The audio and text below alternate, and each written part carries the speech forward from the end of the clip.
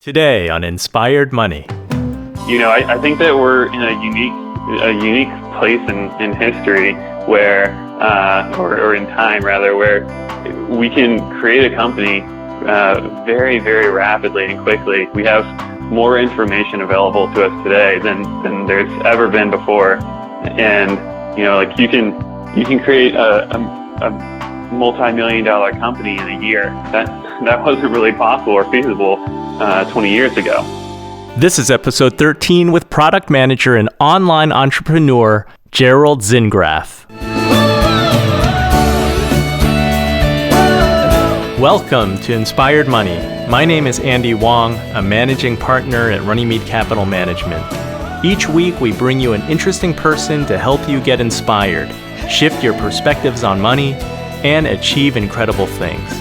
From making it to giving it away, Inspired Money means making a difference, creating something bigger than oneself, and maybe, just maybe, making the world a better place. Thank you for joining me. The show notes for this week's episode can be found at inspiredmoney.fm/013, lucky 13. Inspired Money is brought to you by my company, Runnymede Capital Management. We help clients to plan, invest, and worry less. Whether you're building wealth or planning for retirement, we're here to help. Get to know us and educate yourself for free by subscribing to our blog at inspiredmoney.fm. Well, hello there and welcome back. Today we hear a lot about millennials. The millennial generation is the largest in U.S. history. There are 92 million millennials born between 1980 to 2000, and that compares to 77 million baby boomers. Millennials have come of age during a time of technological change, globalization, and economic disruption. That's given them a different set of behaviors and experiences from the rest of us. Like with any group, there are a lot of stereotypes and prejudices. Today we're going to explore millennial hustle and how it's applied. We're going to talk to Gerald Zingraf, a 28-year-old professional who has worked at Accenture. He currently has a full-time job and is an online entrepreneur with several successful side hustles. One of them generates about $2 million in annual revenues. Today's show is all about building something. In this episode, you'll learn 1. A proven approach to launching new product ideas and turning them into profitable businesses. 2. Tools to be a better entrepreneur and how to increase your productivity. And 3. In Gerald's experience, the best investment, one that's even better than the stock market or real estate. Now let's get inspired talking to Gerald Zingraf.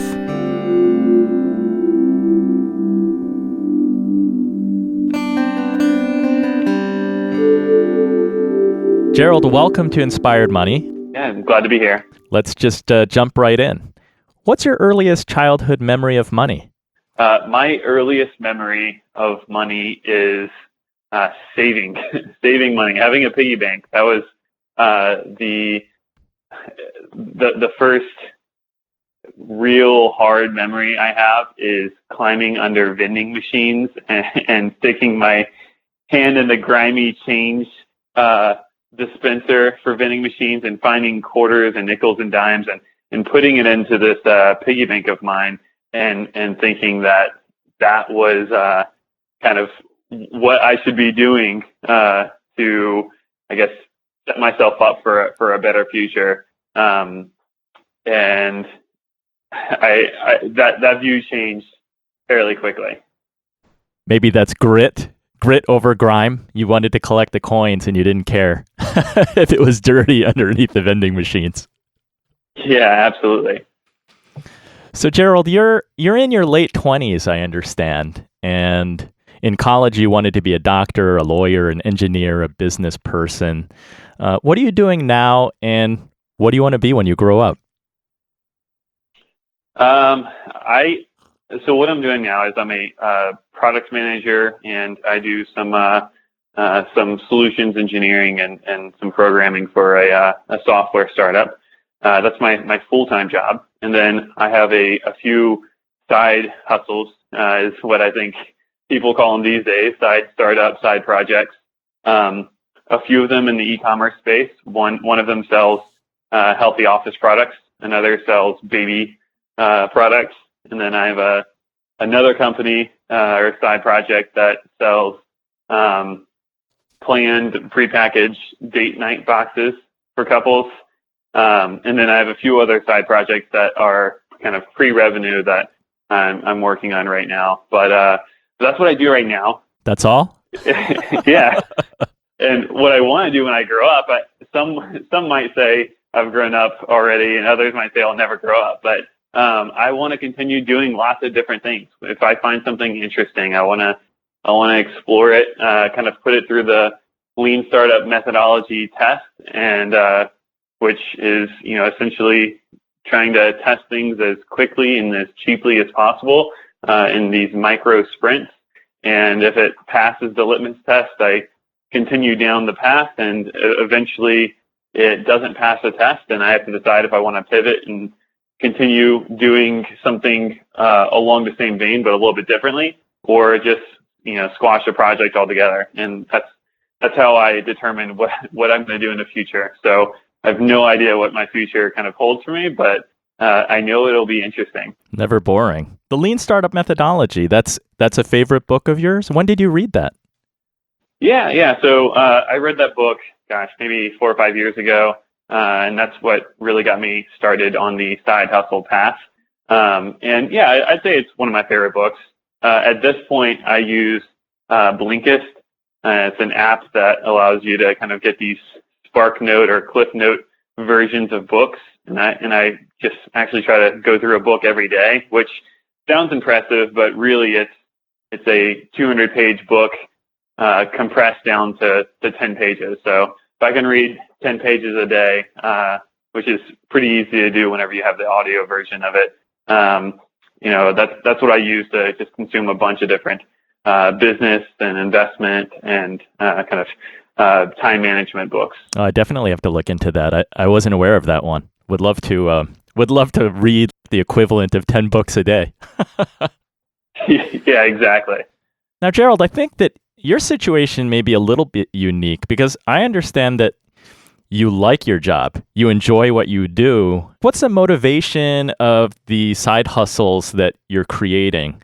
Is there an envision that one day you'll leave your full-time job to go to the side hustle full-time, or you just want to be doing these different things concurrently? Yeah, maybe. I am fortunate enough that I've gotten to the point today where I am I am capable of kind of quitting my full-time job and moving to a side hustle if I'd like. We're in a comfortable financial situation where we could do that. But as you mentioned, I love my job, so I don't know what I would use the extra 8 to 10 hours a day on. So I continue doing it. So as long as I am enjoying what I'm doing, unless something better comes up, I'll keep doing it. I don't see why not. So yeah, I love my job. I love the side hustles.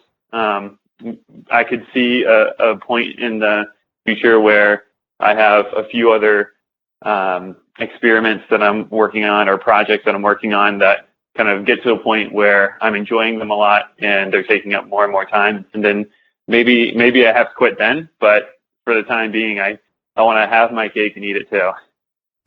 Let's dig a little bit into those side hustles. My understanding is that you've started 7, 8, 9 companies, or you've tinkered with 7, 8, 9 companies. Like, what have you learned in that process?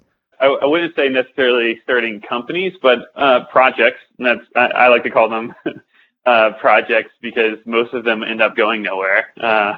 But I've learned, probably the biggest thing I've learned is how to practically apply the Lean Startup methodology, which is don't get spun up over creating this perfect product with a perfect business model, with a perfect plan of execution that's going to kind of take you to the promised land. That will never happen. Like life throws you tons of wrenches that you have to dodge, and your plans never really kind of work out the way you expect them to. So instead, just start really, really small. Make small little gates that you have to get through that take very little time and very little money to test, and have some sort of metric that you can test at that gate, or at each one of those gates. And if your hypothesis is proven correct, and the metrics that you use kind of prove your hypothesis correct, then you continue. And if not, then you have to determine whether you want to quit altogether that project and call it a failure, or do something a little bit differently to try to get a different result. So that's what I do, and that's what I've learned probably the most through starting lots of different projects. And out of that, we've hit a few singles, few doubles, no home runs or triples yet, but we've had some success with that. I took a look at your LinkedIn profile, and I saw Date to Door on there in CubeFit. And it's not like they've been going on for that long. It looks like 2.5, 3 years. How many projects did you go through before, a Date to Door, I guess, is the first profitable one, and then CubeFit? Yeah, and one that's not on there yet is Emma and Ollie, and that's the baby product brand. Cool. Yeah, and we started that earlier this year, and we're doing about somewhere around $40,000 a month with that brand right now. I might have had 3 or 4 serious projects before Date to Door that didn't really go anywhere. One was a locker that you can lock your purse or jackets inside, that would go inside a club or a bar. They were called clubbies, cubbies for clubs, and that gained some traction. I actually had somebody that was interested in putting it in their bar, but ultimately, that kind of fizzled out. I had another opportunity or kind of project that I was working on, which was like a peer-to-peer lending thing. Think like Uber or Airbnb, but for all of your stuff. So if you have a tent and a bunch of camping equipment, you could lend that to some stranger that does not have it and doesn't want to go out and spend $200 on that equipment. And you might make $30 or $40 for the weekend for lending it out. And that kind of ultimately fizzled out as well. And there are a few others similar to that, but for one reason or another, we eventually got to one of those gates, and it failed the litmus test. And I decided for at least one of them to kind of kill the project. How do you know how to identify what that gate is, or what your first gate, second gate, third gate should be? So for each project, it's a little bit different, but there is somewhat of a theme. And some of the early gates are obviously just market validation, market identification, just understanding who you're going to actually sell to, and that's the first thing. And the second thing is second gate would be, would they actually buy from you? And the easy way to kind of get quantified results from that is surveys. You can create a survey really easily online for free. You can send it out to all of your social media followers, Facebook or Twitter, and you can get a few dozen to a few hundred responses pretty quickly, and use that as market validation. So that doesn't mean that the project's going to be successful, but that's an example of a really early stage gate that I'll have that'll tell me, should I move forward or not. So you must love technology, or at least the technology that's available to you, because a lot of those things were not available 20 years ago. And it sounds like you're able to test your ideas really quickly today. Yeah, absolutely. I think that we're in a unique place in history where, or in time rather, where we can create a company very, very rapidly and quickly. We have more information available to us today than there's ever been before. And, like you can create a multi-million-dollar company in a year. That wasn't really possible or feasible 20 years ago. So yeah, and the even bigger thing that the internet gives people today is it allows anybody to do this. If you have access to the internet, you have the same capabilities as the super wealthy, super well connected individuals to make some sort of profitable business. Now, of course, they do have advantages over the average Joe, but there's more average Joe millionaires today than there ever has been before because of the internet. So are you just a huge idea guy? Are you constantly walking around trying to identify problems that need to be solved? I wouldn't call myself necessarily a huge idea guy. I do have a little black book. Of course, it's virtual. I use Wunderlist to track everything, but I have a long list of ideas that I could pursue if time frees up.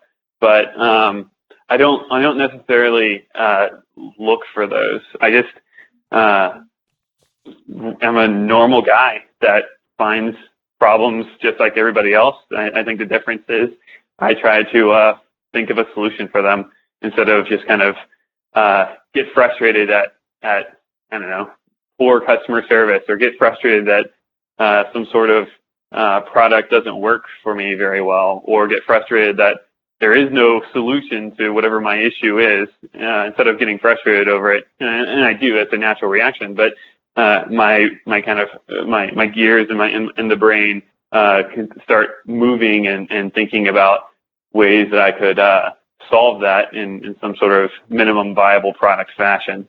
Well, clearly you have a passion for not only building companies, but building companies that ultimately are going to be profitable. How did you come up with Date to Door?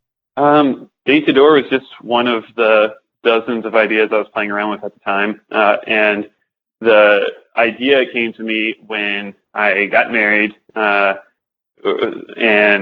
the same girl that I was dating, right shortly after college and before I moved up to the DC area, we would go on dates all the time. We got married. I took a consulting job with Accenture, and my time became very limited.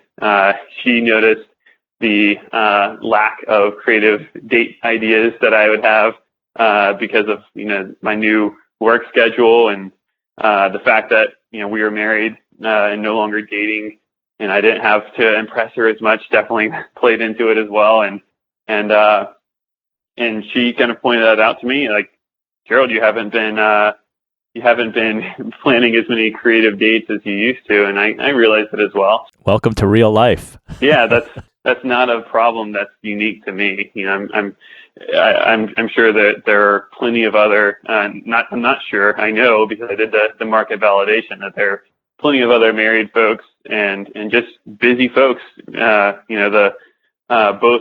sides of the coin are working full-time jobs, and it's hard to be as intentional and creative as you used to be when you were dating. So yeah, I had that kind of epiphany that this is tough for a lot of people, but we could kind of take away some of that friction of planning a date and the time it takes to plan a date by doing the planning once and then using that for hundreds of people instead of doing the planning once and using it for one person. So there's kind of an economy of scale of time there.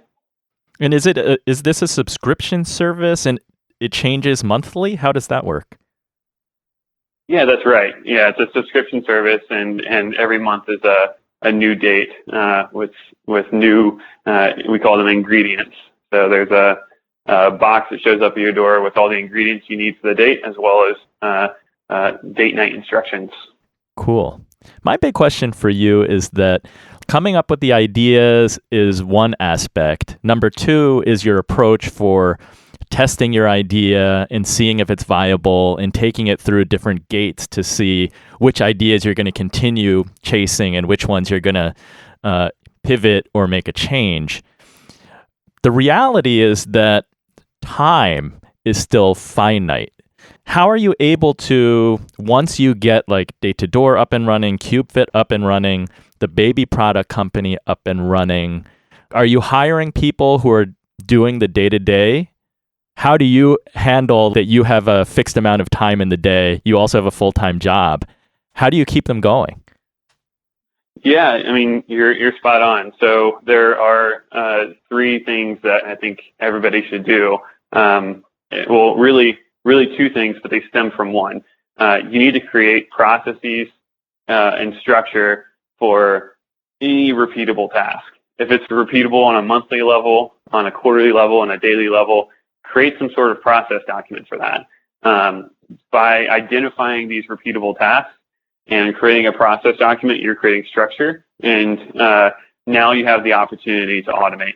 You can automate one of two ways. You can use software, which there's plenty of software available out there for lots of different automation tools and techniques and things like that, or you can hire. If it's a little bit more custom work, then you can hire somebody to kind of take that. And I've taken both approaches. So we do have a few part-time employees that handle the day-to-day.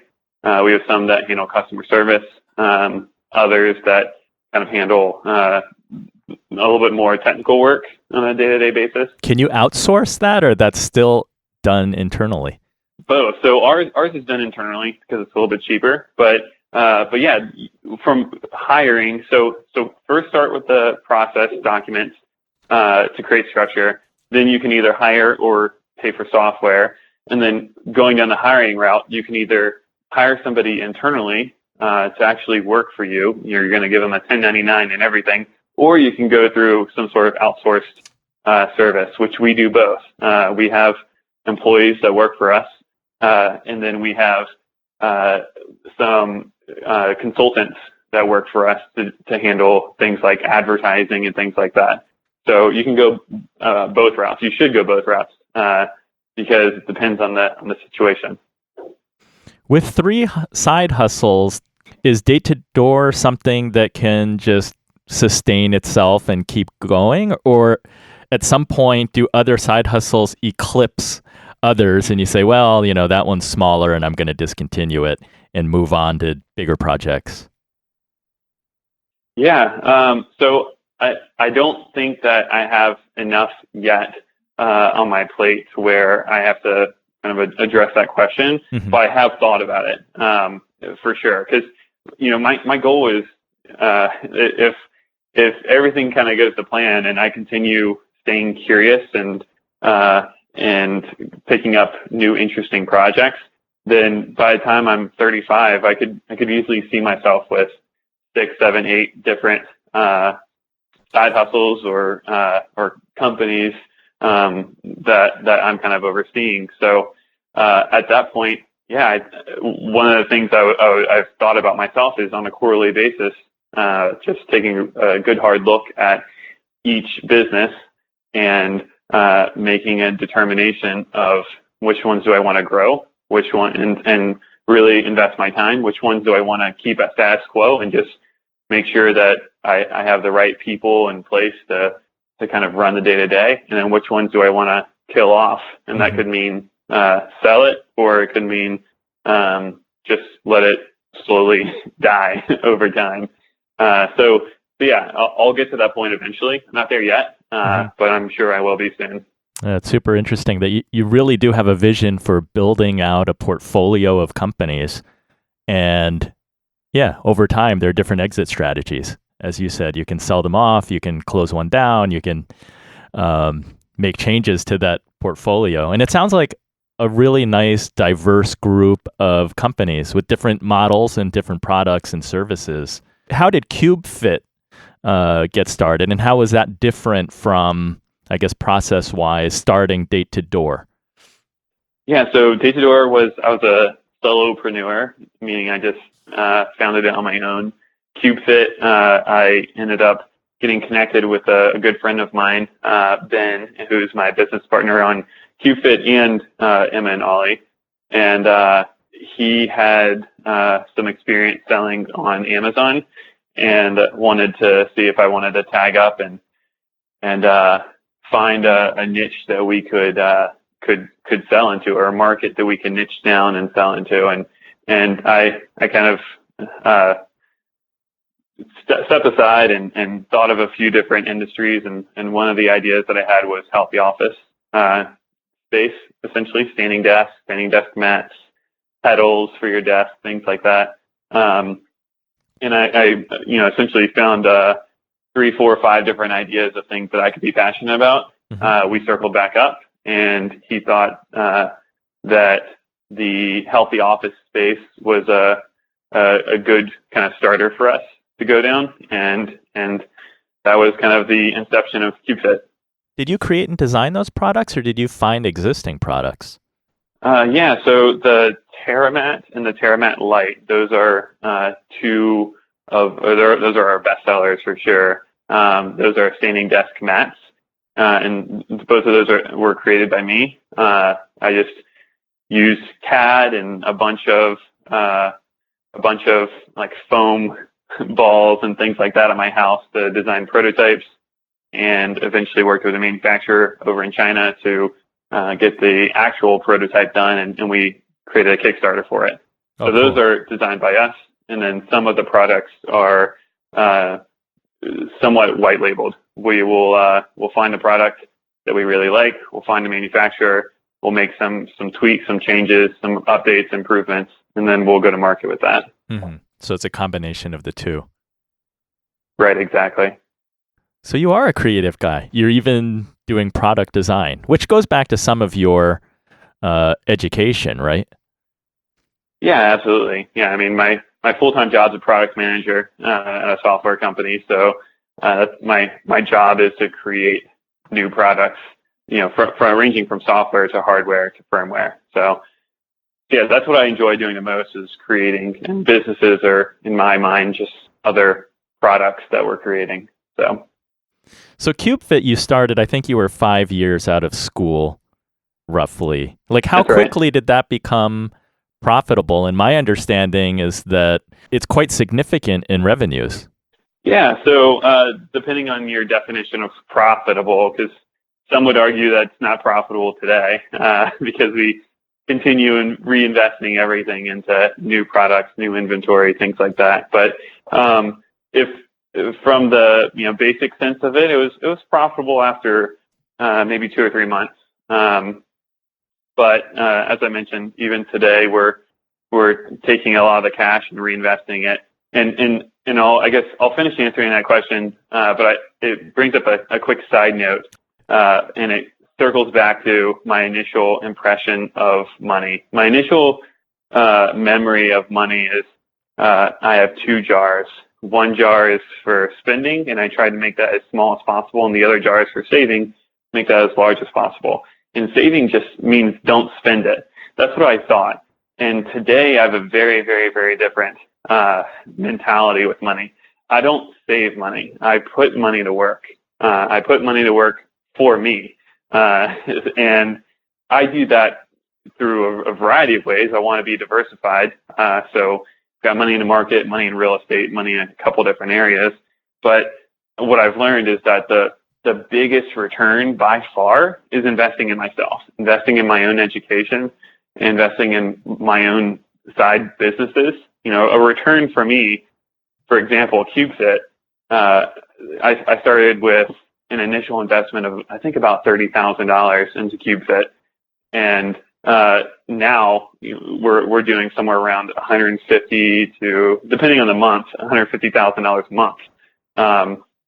So the return is just tremendous for investing in my own businesses. I can put it in the stock market, and we've had a great year in 2017, but it doesn't beat the 1,000% returns that I'm seeing on my own businesses. Of course, there's time that's involved in that as well, but hopefully the idea is that time is all just upfront, and upfront might mean a year, but eventually it gets to the point where I'm not putting any time in, and I'm still seeing those kind of massive returns. So back to your question about CubeFit, we were profitable after just a few months, but we see CubeFit, and I see CubeFit as an investment vehicle for me. Little money soldiers that goes out and makes more money for me. So I could take the profit and put it into, the stock market or go buy real estate with it. But why not put it into the machine, the money machine that's been making much better returns? So I just put it right back in. I love that. Clearly, that's because you see the opportunity there that is ahead of CubeFit, Right. and you feel like reinvesting that money. I'm assuming that means expanding the product line. Yep. The opportunity is still very much a growth opportunity. Yeah, absolutely. How many hours do you have to spend a week on CubeFit? That depends as well. So if I wanted to just sit back and let CubeFit continue making money, then really zero. I might have to spend an hour or two a month to check in with we have one employee that basically rents a show for us, and she's awesome. But and actually I'll give a shout out to hiremymom.com. That's a place where you can go and find moms that worked in the corporate environment before, but for one reason or another, most oftentimes it's because they had kids. They have quit their corporate jobs and they're looking for a little bit more flexibility. And we went there and found Joni, and she's been doing a tremendous job for us. So she does everything. I could just sit back and, kind of enjoy the profit from it, but I don't. I'm constantly looking for new ways to grow the business, or partner with other folks to grow the business. So I'll spend maybe 4 or 5 hours a week on CubeFit right now. That can kind of vary up and down. I love all of the resources that you're sharing, from websites to apps that you use. I'll definitely include all of those in the show notes. Can we move on to your baby product company? Sure. I just can't get over how much you're doing. You're doing like 5 times more than anybody that I usually talk to. So kudos to you. Well, I appreciate it. Yeah. Do you sleep? I do, and I'll be getting less sleep soon. My wife and I were actually expecting our first child in another month. Hey, so. Congratulations! That's really Thanks. Exciting. Yeah, we're excited. So that'll be a new project. Is that where the idea was born, to create a baby product company?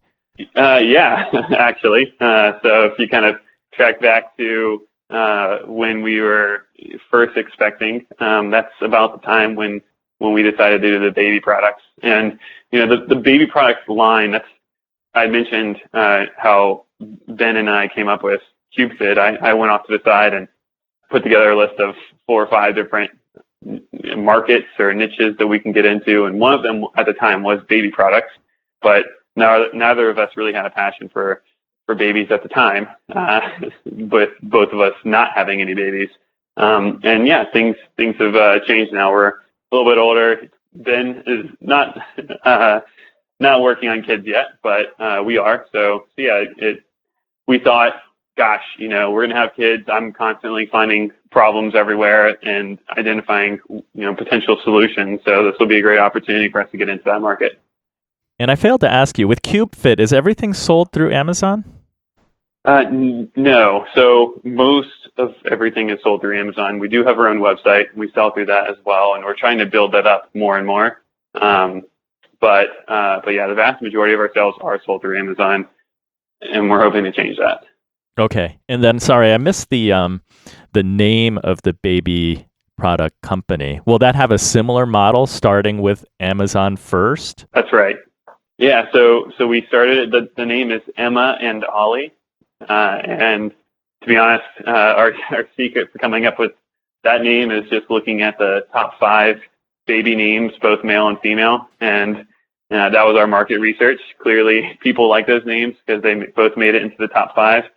And we also assumed that, if there are a bunch of Emmas being born out there and Ollies being born out there, that we might win over a few moms or dads, sure, having their child's namesake as the brand. So, yeah, very smart. So yeah, Emma and Ollie, that's the background of how we named it. But yeah, same exact model. we already have the processes in place. We have, the structure, the employees, the software, so we can kind of double dip on both of those. And we started with Amazon, and our goal is to kind of grow as much as we can on Amazon from a product perspective, get as many products to market as we can, and then kind of shift focus to trying to grow off Amazon. Yeah, that makes a lot of sense.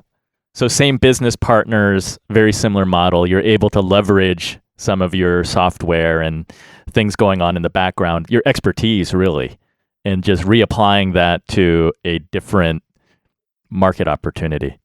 What's the philosophy as far as curating what types of products you're going to be selling at Emma and Ollie? Yeah, it's a great question. So one of the software programs we pay for allows us to do some market research through Amazon, and it leverages some of the Amazon data to tell us, which products, how much each product are selling for, and they can extrapolate how much revenue each product on Amazon sells and things like that. And then we can use that and kind of pair it up with the competition on Amazon for each product type.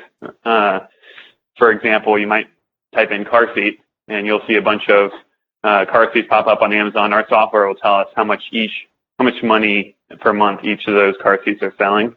And it'll tell us a few other things about those car seats.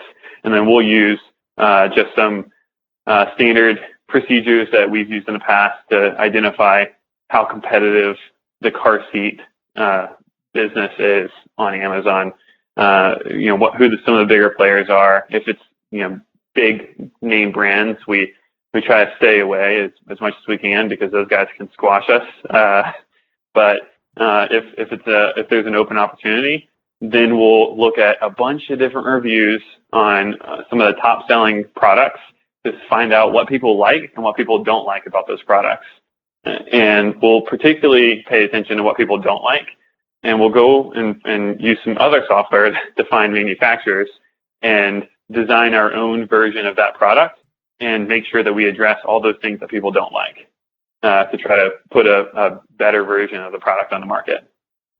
It's a super interesting approach. It sounds like half big data analysis, and then the second half is kind of like an old-fashioned reading through reviews and trying to really summarize what the information is out there from the consumer and coming up with a product that serves or meets their complaint or need.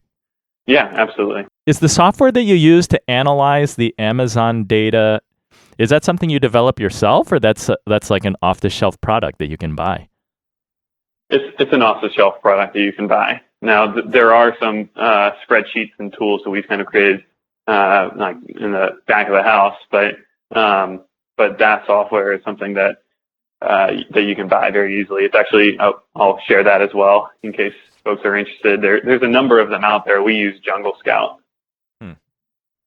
You're introducing me to a world that I don't know at all. It's really amazing. It must be super competitive. There must be a lot of innovative people out there who are trying to do similar things. It's highly competitive and only getting more competitive. There are a bunch of new sellers on Amazon every single day. And what's getting even more competitive is China is starting to sell a bunch of goods on Amazon. And there's a side note, but there's a bunch of issues going on with customer service from an Amazon perspective because folks are buying things. They don't know that they're buying it from a Chinese manufacturer who's actually shipping it from China, so they'll get it 3 or 4 weeks later. So Amazon's trying to clean that up. It definitely doesn't help with easing up the competition. Now, with Emma and Ollie, when you identify a product where you think there's a great opportunity and you're going to manufacture a product, are you just trying to focus on like a handful of products that you can add value? Like, how many SKUs do you want to sell over time? Like, is it volume, or is it really identifying niche opportunities and specializing? It's identifying niche opportunities and specializing. Of course, we want to add as many products as we can, but they have to be the right product. We have and will continue to kill off products that don't do well. We have a metric of has to make $3,000 of profit a month in order for us to keep it. So we'll launch products that we think has a real opportunity of getting there. And if it after a few months doesn't quite hit our mark, then that's that gate that I was telling you about, where we'll just decide that first, is there anything we can do to help this product get to that mark? Anything that we can pivot on? If not, we kill it. Super interesting. And if you're manufacturing in China, you're able to produce at small enough volumes that you can do that economically? No, we would take a loss. So we'll order 1,000 units as our first order for everything, and we'll at this point, because we have the money, we will spend more money. We'll take a loss in the first order, the first 1,000 units, just to burn through it as quickly as possible to give us the data that we need to make a decision. And if that means we lose a few grand on the first order of a product to be able to quickly tell if it's a zero or not, then so be it. It's worth it for the time that we have, which, as you mentioned, is limited. Right. Yeah, I think even with stock or equity investing, it's similar. Losers have a tendency of growing into bigger losses, so you want to make those decisions quickly and decisively. If something's not working, you cut it, and then you move on to new opportunities. Yep, absolutely. Gerald, I love that you mentioned that you like investing in yourself and investing in your education. I'm curious, what character traits do you think increase the likelihood for successfully building a business? I think that you have to be curious. You have to be curious in order to even follow up on problems. Like the average person isn't that curious, and they experience some sort of problem in life. For example, customer service in the telecom space is horrendous. Most people just complain about it. There's going to be one really curious person that's going to realize, gosh, this is an opportunity to disrupt. So and they're going to do a really good job of just killing it and disrupting that industry. I think that'll happen. That's a frustration I have sometimes. For sure. But so you have to be curious. I think that you have to be bright. You don't have to be the smartest person in the world. I'm not the smartest person in the world for sure. But you have to be, bright enough to kind of figure things out. And you have to be a self-starter. Oftentimes as an entrepreneur, you don't have a boss that's asking you to get something done. You have to not just get it done on your own. You have to figure out what the project is in the first place. You have to be curious. You have to be a self-starter, and you have to be just hardworking. Entrepreneurship's a grind, and it takes a lot of hard work that shows very little fruit in the beginning, but towards the end, it's extremely worth it. And I think that's one of the things that made me interested in entrepreneurship when I was younger and in high school and even college. I looked at some of my friends that come from families that are really successful, and they're not even big time entrepreneurs, but they're small business owners. They own a restaurant, or they own a handful of Burger Kings or something, but they're living really well. And I just noticed that trend, that the ones that were most successful worked for themselves.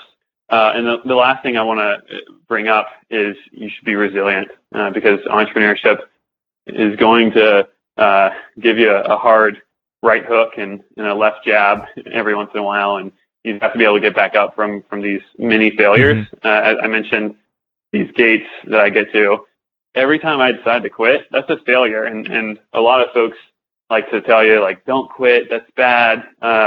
If you finish something, you should start something. And I think that's bogus.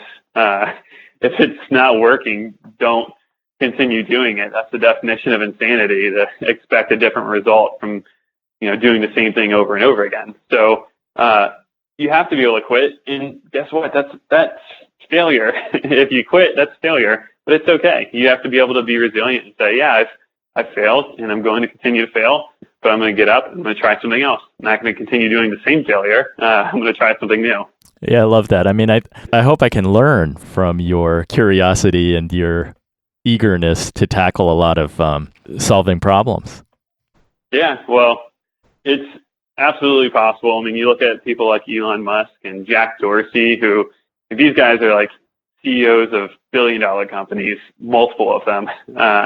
So, like, if they can do it, like, I can run like these tiny little e-commerce shops and whatnot. It's just one at a time is probably the best piece of advice for me.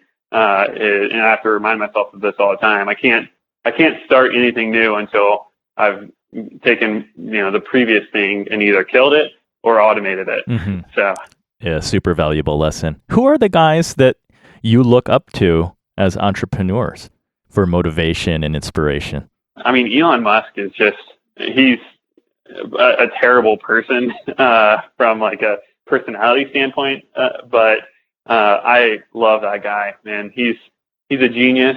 He only cares about making the world a better place and furthering like the human race, which I can really appreciate. That's why he hasn't taken SpaceX public, because he doesn't care about profitability or anything like that. He just wants to get us to Mars.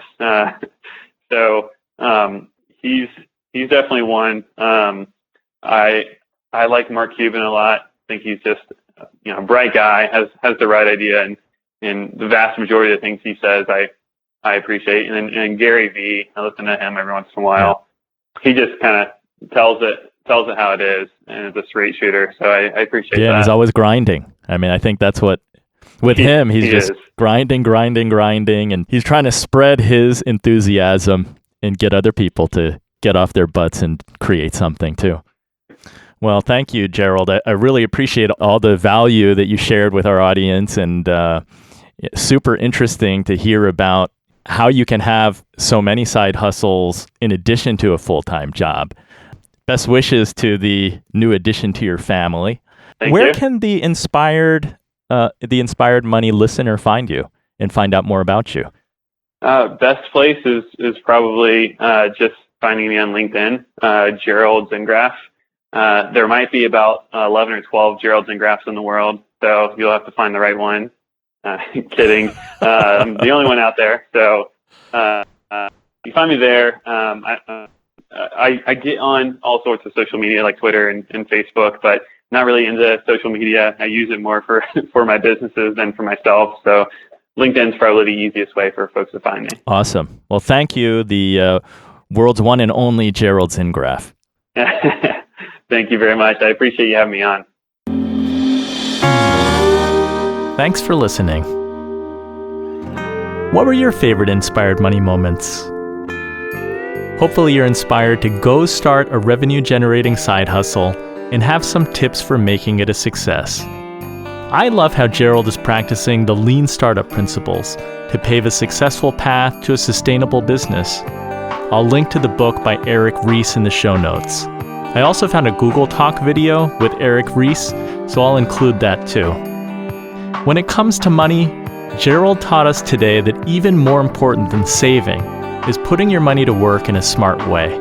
In his case, if he can build a portfolio of successful companies, he's going to retire a wealthy man. I appreciate his thoughts on automation, hiring people, and his favorite apps and tools. If you've got a cool side hustle or an idea for one, drop me a line. Okay, you don't want to miss the next Inspired Money, so go to iTunes right now and hit subscribe. If you can afford an extra 20 seconds, leave a review and rating, and I'll be eternally grateful. Send me an email with your iTunes username, and I'll mail you an autographed copy of Jim Kimo West and Ken Emerson's Slackers in Paradise. It's a great album of acoustic music. All the music on today's show is by Jim Kimo West.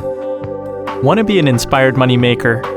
Do something that scares you. Do something that's going to make you better. Do something to give back in a bigger way to the world. Email me or tweet me what you're doing. Until next time, find your inspiration and run with it.